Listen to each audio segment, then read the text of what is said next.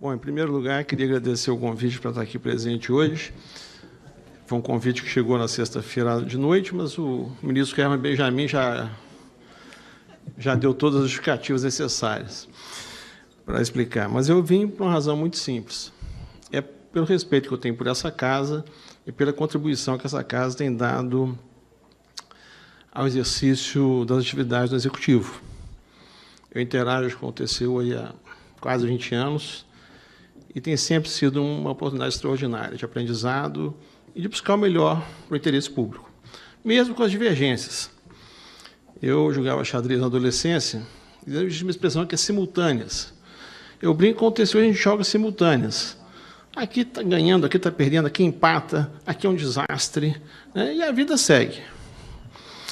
Queria também mencionar que eu aceitei o convite nos termos que me foi formulado, não no sentido de discutir tecnicamente o PL, mas de proporcionar o contexto. Se eu entendi bem no telefone, aquela ligação ruim no aeroporto, sexta-feira de noitinha. Mas também acho muito importante o TCU procurar ouvir pessoas do Executivo nessa discussão. Até porque eu sei que é confusa essa conversa, como é que um projeto tramita 3 anos da surdina, né, no Legislativo, né? Mas aconteceu, né, e está aí, não é correto dizer que foi na surdina, porque foi público, mas, por outro lado, há um ressentimento em relação a um debate que poderia ser mais qualificado. Preciso fazer um disclosure também, no sentido de que o senador Anastasia, sou conterrâneo dele, já trabalhamos juntos em outras circunstâncias. Quando eu o conheci, ele era administrativista brilhante. Depois foi um governador, hoje é um senador, né? Mas eu continuo tendo por ele um respeito e uma admiração profissional muito grande. Bom, então, depois que eu recebi esse convite, eu recebi uma enxurrada de e-mails no WhatsApp, todos dizendo mais ou menos o seguinte: você é doido, você é louco, bebeu, deslumbrou, escreveu um artigo, acha que agora viralizou e, né, correu para o abraço, né? Meio perplexo, né? E eu acho que todos tinham razão, né? Mas quando a gente vai chegando perto da aposentadoria, a gestão temerária começa, né, a acontecer. Então, não posso fazer nada.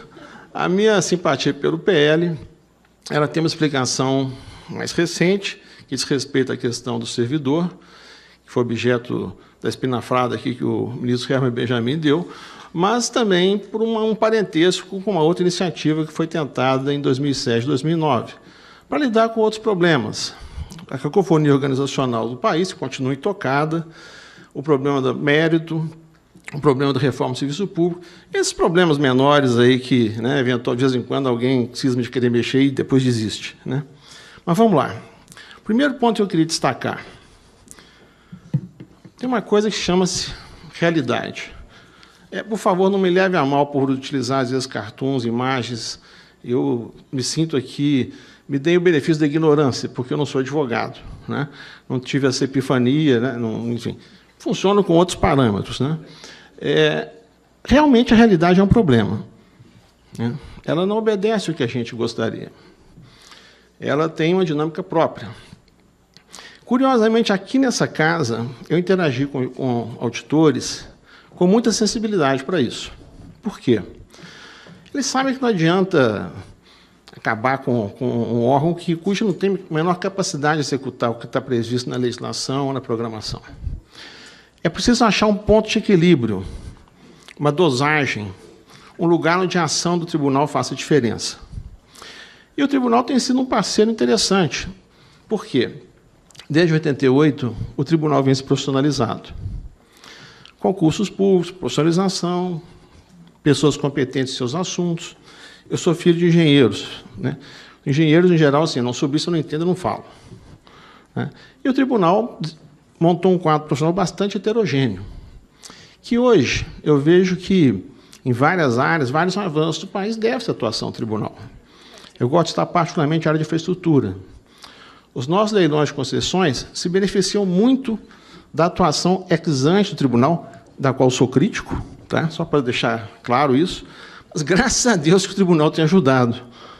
Talvez indevidamente, como a procuradora, a chefe da procuradoria mencionou, Mas a verdade é que o nosso modelo de uma atuação ex post, que hoje, em grande parte, está se dando de fato ex ante, tem gerado benefícios também para a administração, embora a sua generalização massiva possa truncar o funcionamento do governo.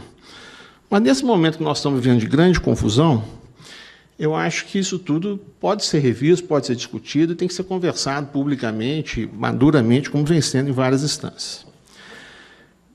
Por que eu vim para o debate? Eu vim porque nós estamos num buraco. E nós chegamos nesse buraco através de um esforço coletivo. Um esforço coletivo que eu gostaria de pedir, assim, quando eu era criança, tinha uma coisa chamada altas, vamos parar o jogo, vamos parar, e daqui para frente a gente zera, não tem mais corrupção em lugar nenhum, muda tudo e começa de novo. Não tem esse reset. Por outro lado, nós temos que parar de cavar. Quando você está no buraco, a primeira providência é parar de cavar. Não é todo mundo, não, agora é minha vez. Não, assim, não sei o que vai acontecer. Eu tenho uma visão, e peço desculpas aqui, falo em nome próprio, não posso falar pelo Executivo, cuja posição vem sendo apreciada por quem é de direito. A visão minha é de que o Executivo não acompanhou o processo de profissionalização dos órgãos de controle. Enquanto o Ministério Público, TCU, a própria AGU vem se profissionalizando, o Executivo fez um esforço, mas um esforço assimétrico. Começou pelas áreas meio, começou pelas áreas de econômico-financeira, gestão, jurídica, mas o pessoal que faz gol ficou para trás. Então, eu acho curioso quando, na interação com os órgãos de controle, eles chegam nos áreas, por exemplo, Ministério da Saúde, Desenvolvimento Social, Meio Ambiente. O ministro sabe, eu tenho indulgência plena, 5 anos coordenando a reunião do CONAMA. Né? Como é que faz o órgão de controle desses ministérios? Para quem não sabe, esses ministérios não estão ainda no século XXI. Alguns estão no século XX, outros estão no século XIX. Como é que o controle atua de forma construtiva? Então, é importante dizer o seguinte, que hoje, na administração pública, generalizou-se uma confusão muito grande em relação à atuação do controle.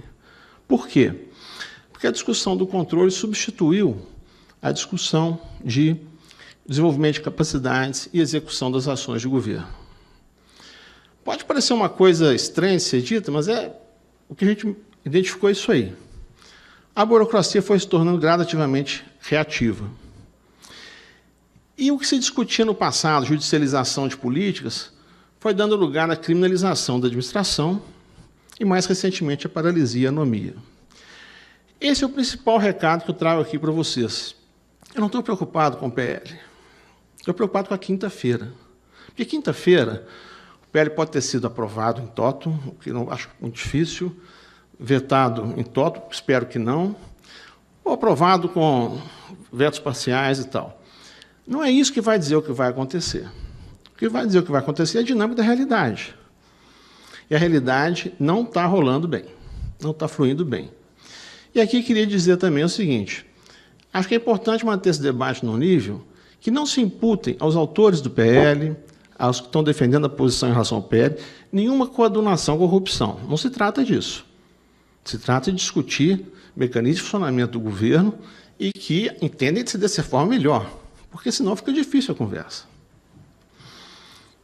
Um outro ponto que eu queria... Ixi, sabia que isso requeria uma inteligência superior? Alguns estudos mostram o seguinte, quando a gente fala sobre confiança no governo e nos indivíduos, nós temos vários tipos de culturas administrativas.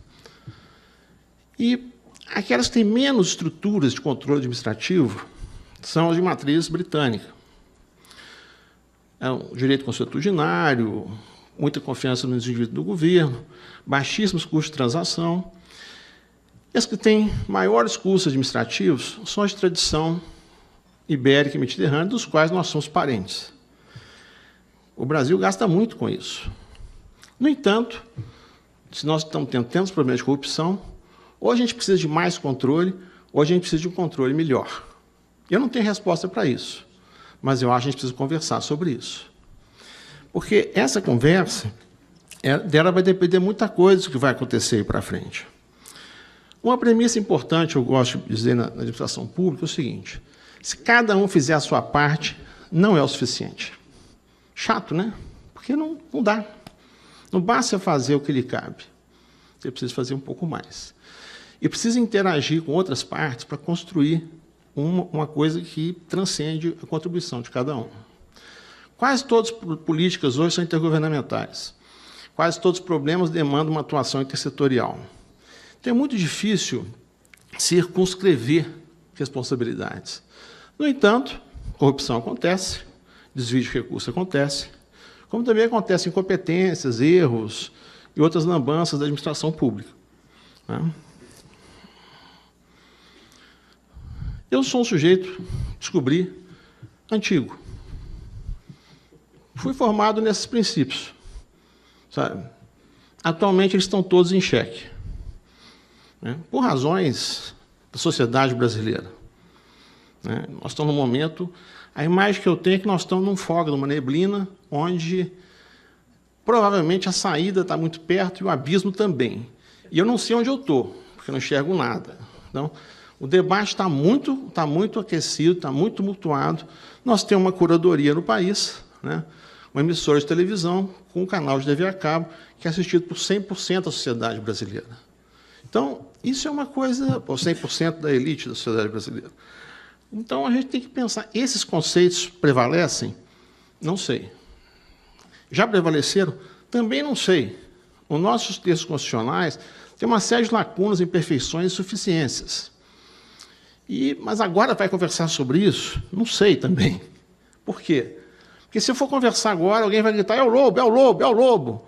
Quero acabar com a Lava Jato, quero acabar com a... Não dá para ser assim. Isso não é diálogo. Acho que o TCU, quando chamou assim o debate dessa discussão, teve uma iniciativa muito importante. Por quê? Porque as posições precisam ser construídas e discutidas. E não ocorreu tempo suficiente para isso.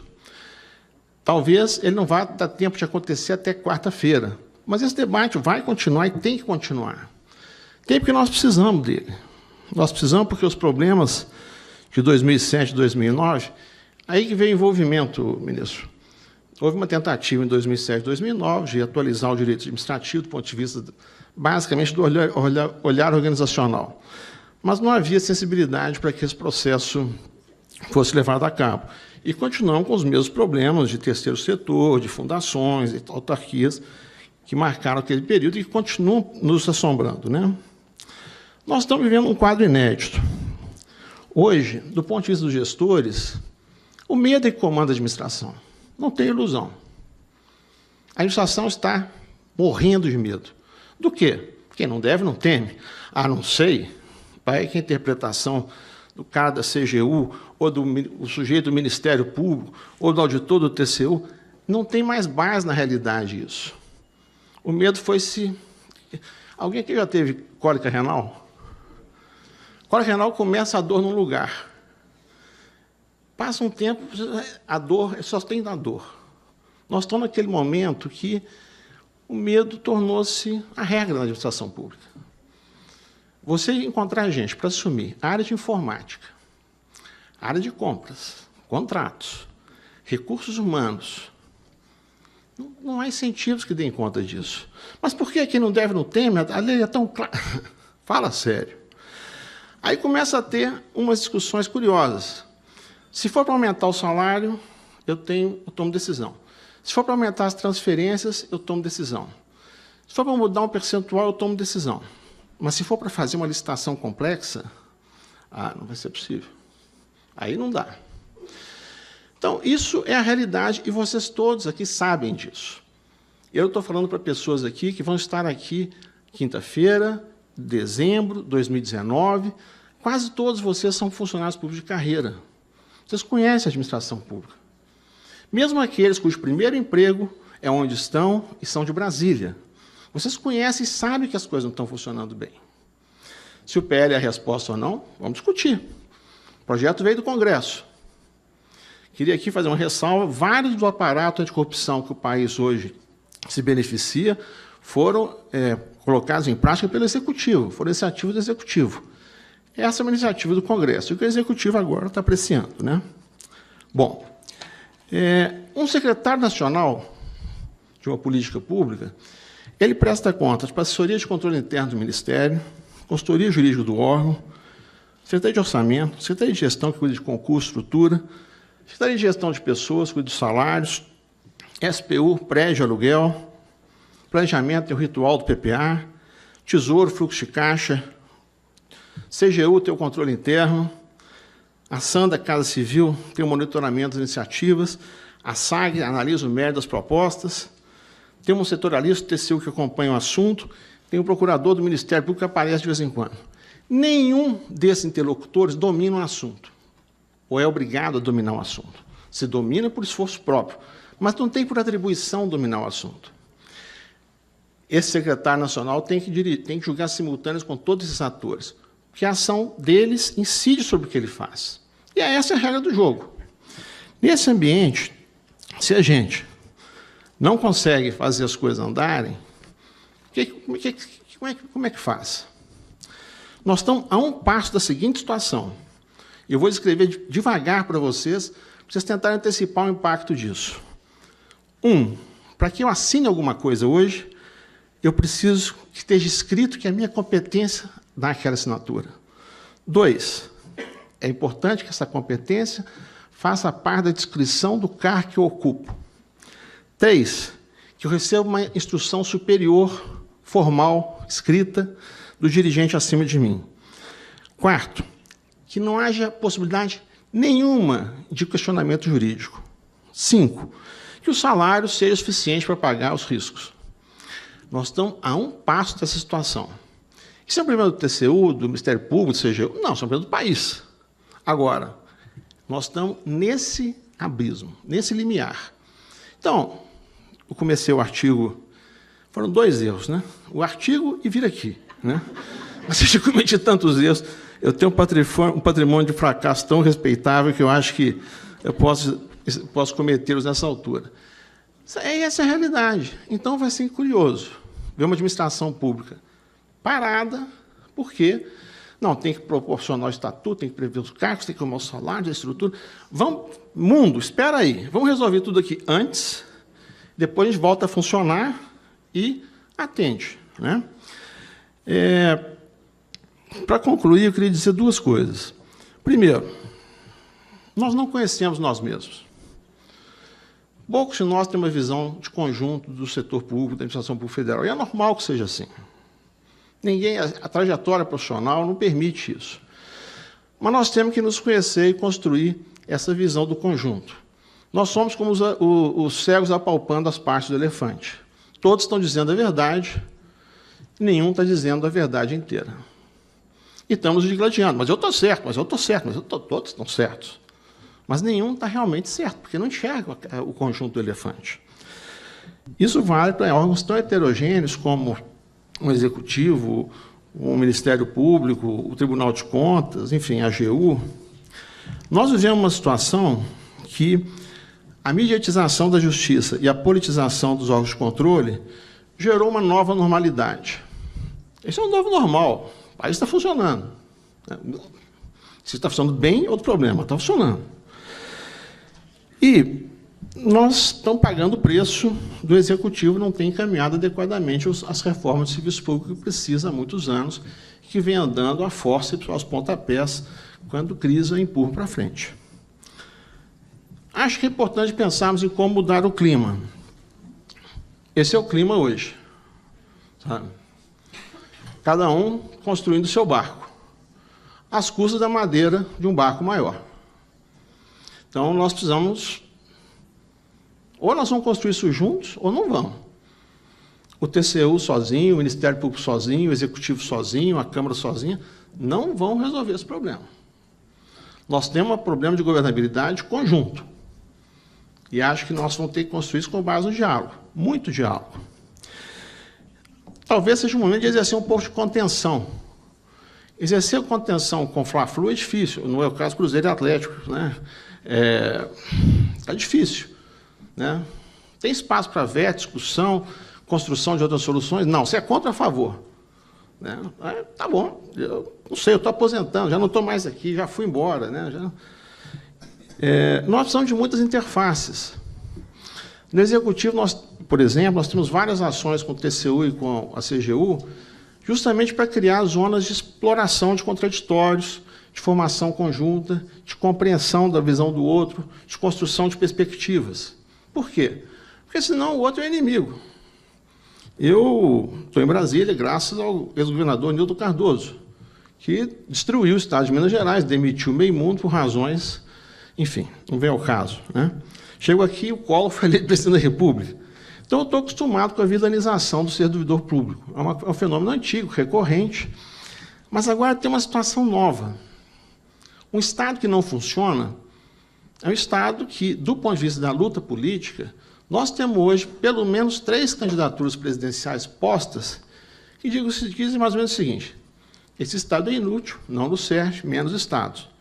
É uma visão absolutamente legítima, mas parte dessa legitimidade decorre da incompetência nossa.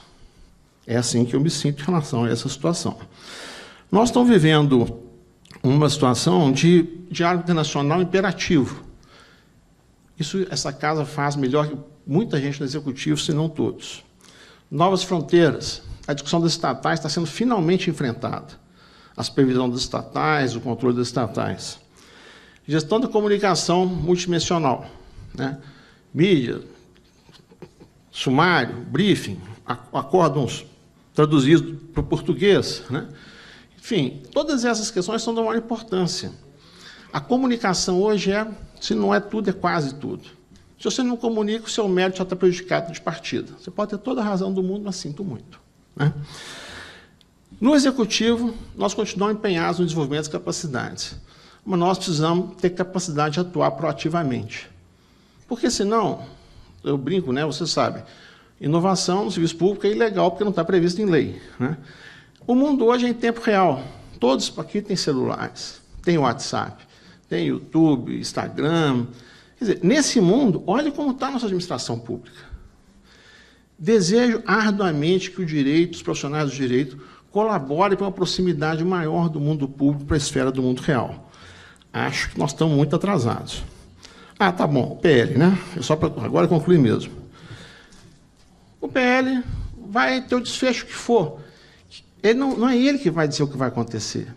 É a dinâmica de atuação dos juízes, do Ministério Público, do Executivo, da CGU, do TCU, que vão dizer aqui que nós viemos. Por quê? Porque é assim que vem sendo. Se nós temos um saldo dessa crise que nós estamos vivendo, é que estamos todos expostos. O Supremo está exposto, o Ministério Público está exposto, todo mundo está exposto. A transparência é irresistível. Então tá, voltando àquele slide do início, né, a realidade está aí. Nós vamos fazer de conta que nós somos quem não somos, ou vamos enfrentar e trabalhar a partir do que ela é.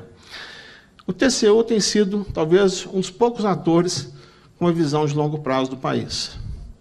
Esse é um dos problemas, talvez, que, pessoalmente, acho prioritários, né? Vamos trabalhar pela equidade, vamos trabalhar pelo desenvolvimento, a Agenda de 2030 está aí, a Agenda de Desenvolvimento Sustentável está aí. Não, nós viramos monotemáticos. Nós vamos discutir a exaustão à corrupção até que o país acabe com ela e então comece a funcionar em novas bases. Quem pode ser contra isso? Ninguém. Isso vai acontecer? Não vai. Não vai porque não é assim que o mundo funciona. E a gente tem que ter a realidade para discutir essas coisas com os contraditórios inerentes. Muito obrigado.